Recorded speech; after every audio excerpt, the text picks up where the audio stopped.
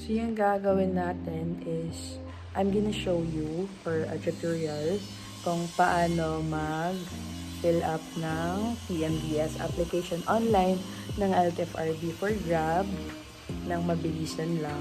Kasi yung tricky part ng pag-fill up ngayon is mabilisan, like 2 minutes or less. Dapat tapos ng mag-fill out at saka mag-upload. Tapos yung pag-fill up mo, pagsagot ng mga answers, pagsagot ng mga questions sa Google Form is like around 12 na questions. Tapos yung docs naman is 5. So, dapat mabilisan, like 2 minutes or less, tapos na.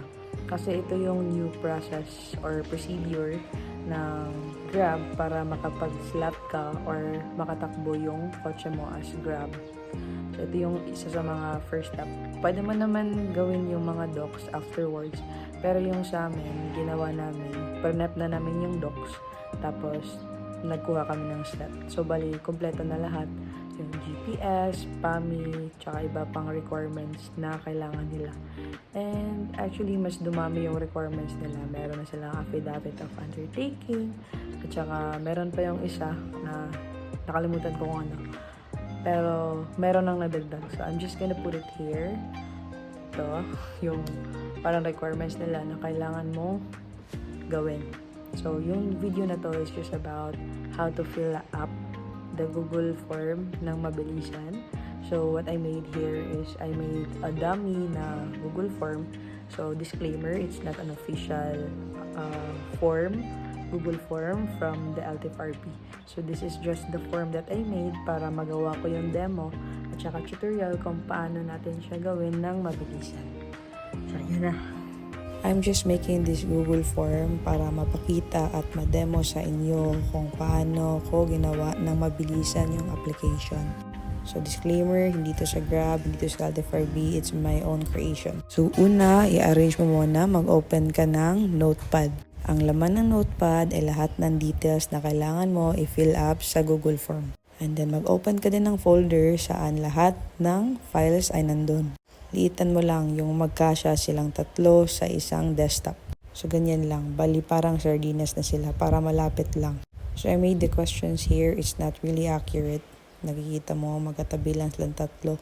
Para mabilis ko lang siyang makaka-paste at saka madrag yung file na kailangan i-upload. So, tong form to, gawa-gawa ko lang at hindi to official form application ng LTFRB. So, ayan, try na natin. Yung una, yung email mo. Dapat naka-prep din yan. Copy-paste mo na lang yan. Delete ko muna to ha. Para makita nyo kung paano ko gawin. So, punta ka lang doon sa notepad mo. Ayan, i-highlight mo lang. Tapos, ito yung technique na gagawin mo. I-Control C. Yan ang shortcut ng copy. After nun, punta ka sa Google Form. I-click mo yan. Tapos, click mo lang ang Control V. So, yan. Okay na. Mag-next ka na. Tapos, sagutan mo lang to. Multiple choice lang naman. First time mo, 1. Tapos, location mo lang. Next, lalabas yung full name. Same pa rin. Highlight. Yan. Tapos, Control C. Balik sa Google Form. Control V. Ayan, para makita. Dapat nauna yung apelido. Tapos same lang sa address. Highlight mo lang. Control C. Lipat sa Google Form. I-click. I-Control V. Para mabilis siya. Gawin mo lang din sa iba yung motor number, yung chassis, tsaka make. So, balik-balik lang. Control C, Control V. Para shortcut na siya. Mas maganda sa laptop. Hindi ko na-try gawin siya sa cellphone kasi mabilisan lang yung pag-close ng kanilang Google Form. Tapos ayan, Control C para makita nyo, Control C. Tapos Google Form, click kung saan mo isasagot, Control B. Same process lang sa iba. Ayan, inisa-isa ka na. Pero yung details dyan is hindi yan totoo gawa ko lang yan. So, it's not mine and it's not anyone. Hindi ko alam kung may pareho. Pero I'm just using this as an example para makita nyo. Kasi hindi siya screen record eh. Plate numbers. Ito yung mga details na kailangan nyong i-save para ma-prep nyo doon sa Google Form. So, forward natin. Tapos, dito naman sa birth date, dapat naka-manual siya. So, bilisan nyo na lang ng konti. At saka, chill lang kayo. Huwag kayong mag-shake, rattle, and roll.